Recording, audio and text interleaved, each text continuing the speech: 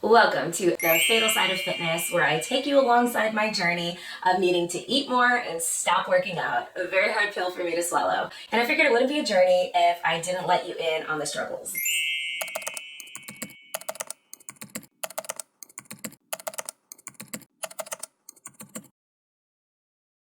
There have been a lot of highs, but there have also been a lot of lows throughout this journey. The first blow to the gut was when I was told and when I actually realized from seeing my own lab work that I did need to stop working out. I feel like someone was just taking my identity away from me because I built such a brand around fitness and working out. I built a career on it. That was really hard. It could be like, let's say, a singer finding out that they have permanent laryngitis or laryngitis for 6 months, because in my case, it's not like I can never work out again.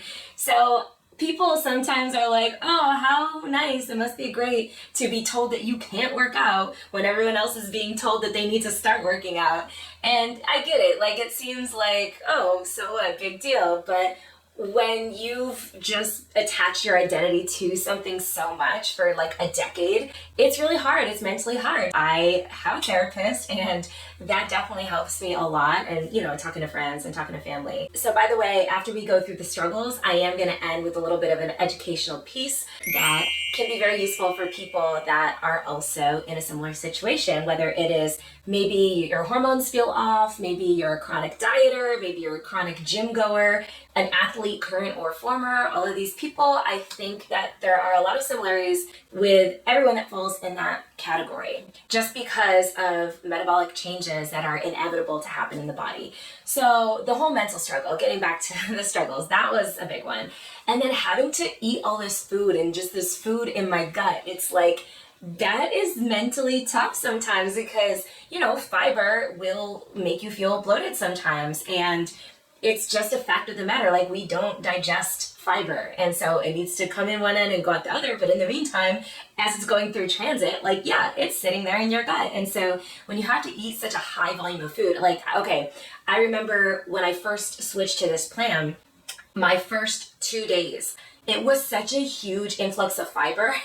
The first 2 days, I ate, was it like 65 grams of fiber? Yeah, it was like 65 grams of fiber both of those days. And just to put that in perspective I think probably a lot of you watching this video will be like, holy crap, that's a lot of fiber. And that will lead to a lot of crap, yes. But most of my clients, it is a struggle for me to get them to eat 25 grams of fiber in a day. And so just think, I was eating, 3 times that amount? Almost 3 times that amount. So those first couple of nights, I was waking up with terrible stomach aches just from all the fiber. And then I found the sweet spot, and now I eat about 40 grams of fiber a day. So that was a little bit of an adjustment.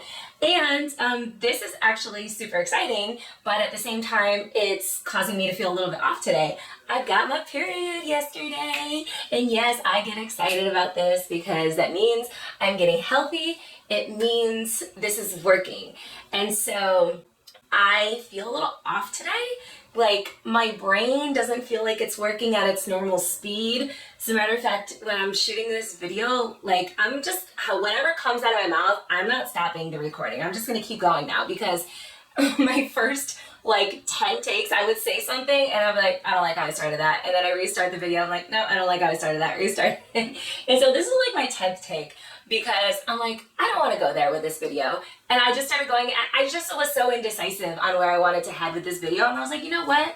I just need to keep it real and tell people about the struggles of the journey because, yeah, it is hard. Today, I don't feel great, but I'm just reminding myself that you don't feel great because your body is taking a lot of energy to make this cycle flow. And it's almost like it's taking everything I have to just make these processes work. And so anyway, it's an exciting thing, but it just, we have good days, we have bad days. Some days we feel it, some days we don't. And I try to tell myself the same thing that I tell my clients, the days you don't feel it, just show up. And this is what I believe. If you just show up on the days you don't feel like it, I think it sends a message to the universe that, hey, I'm in control, not my feelings. It doesn't matter how I feel, I'm more powerful than how I feel. And if you can develop that skill, then you will almost never fail with anything in life. That's what I believe.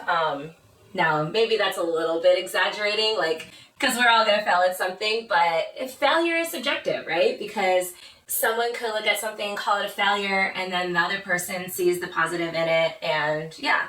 But it's okay to not feel okay, and that's something that I've kind of come to terms with, because there's not a single person walking on this earth that feels good every single day, 365 days of the year, right? And everything is relative in life. So if we did feel good every single day, then we wouldn't appreciate it. It's like living in California with the beautiful weather. Like, do you eventually not appreciate it? I always wonder that. Like, I wonder if I moved to California, what, because I love when it's like sunny and nice and the air is dry and my hair doesn't go poof when I walk outside in the Florida humidity, or when I was in Houston in the Houston humidity. I'm like, if I moved to California, would I appreciate the weather as much, like those nice days? I feel like I would, but I don't know. Like, sometimes we take things for granted. Another struggle, by the way, is I do feel my body getting softer. Like, I don't feel as much muscle on me. Like, sometimes I don't see my abs as much, and it's hard for me, but I have to detach basically my worth from how my body looks. So that's been a process for me. So I told you I would end with something a little educational, and I wanted to talk a little bit about reverse dieting and refeeds and diet breaks. So the whole concept, and hold that thought, I actually have to check my phone to make sure I'm not late for a client. Okay, I'll wrap this up in like 3 minutes. So with reverse dieting, it is kind of something that I used through this journey. So I knew I had to increase my calories. I had two options. I knew I needed to eventually get to like 2350 calories a day. I could have either, when I started this, I was averaging about 1900 calories a day. I could have either just bit the bullet and jumped straight to the 2350 calories a day. I would have begun the process quicker, possibly gotten it over with quicker, because at the end of the day, I needed more nourishment. I needed to put on a little bit of body fat.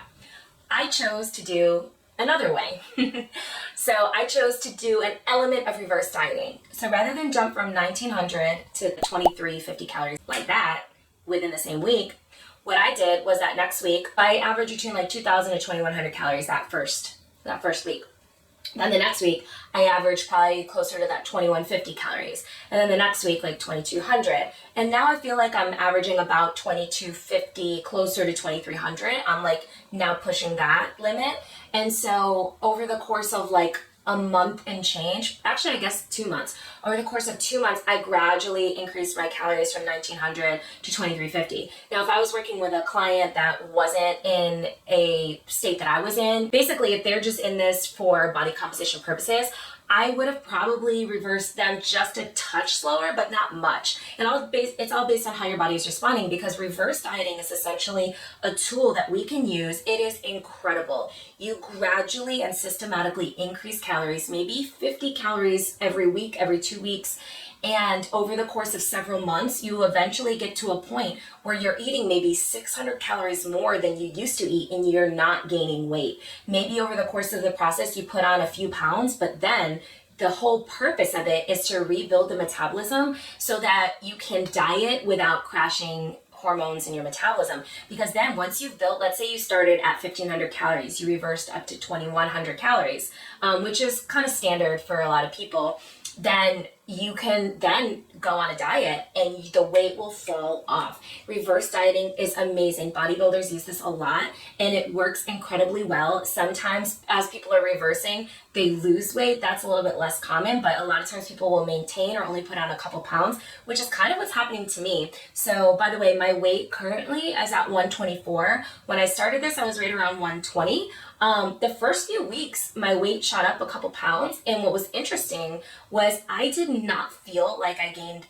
body fat, and I feel like I lost a little muscle. I have a theory. I'm going to run this by my doctor. The first couple of weeks, I feel like my tissues were regenerating and my bone density was possibly increasing because my body was in such a catabolic state, and my body was not really capable of healing that well. And something that I noticed is, if you go back and watch one of my earlier videos, you'll see I had these burn marks on my arm, and they were from my curling iron. Yeah. And I know those cuts would have taken me a lot longer to heal, and they're totally healed now. And I've just been, and even like my scars from my surgery when I had to get the teratoma removed, the ovarian, it's like an ovarian tumor. When I had to get that removed, those scars, I feel like, are healing even faster now. The point of this is, reverse dieting can work incredibly well, and as people are increasing calories, sometimes they can just maintain their weight. So anyway, I will talk more about reverse dieting and diet breaks. I talked about reverse dieting. I'll talk more about diet breaks coming up in an upcoming video. I have to go train a client and then lead my app workout, so I will see y'all next week.